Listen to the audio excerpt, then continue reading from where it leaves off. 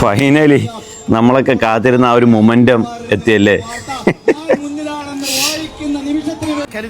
ഈ ഒരു മൊമെന്റത്തിന് വേണ്ടിയിട്ടായിരിക്കും കേരളത്തിലെ പകുതി ആൾക്കാർ ഇലക്ഷന്റെ ചാനലിലെ ഇലക്ഷൻ പിന്നെ വാർത്ത ന്യൂസ് കാണാൻ വേണ്ടിയിട്ടിരുന്നു. മൂന്നാം സ്ഥാനത്താണ്. താഴെ നിന്ന് മുകളിലോട്ട് പോകുമ്പോൾ ഒന്നാം സ്ഥാനത്താണ്. കണ്ടതിൽ വെച്ച് ഏറ്റവും മനോഹരമായ വീഡിയോ ആണത്.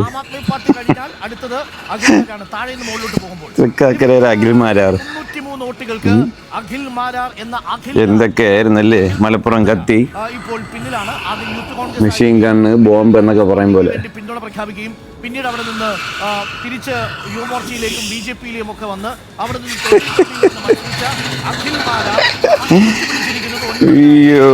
61 വോട്ടുകളാണ്. 9161. എവിടെ തൃക്കാക്കരയിൽ ഉമാ തോമസിനേക്കാൾ 24,000 വോട്ടുകൾക്ക് പിറകിലാണ് അഖിൽ രാജ് എന്ന അഖിൽ മാരാർ എന്ന വിവരം പ്രിയപ്പെട്ട പ്രേക്ഷകരെ.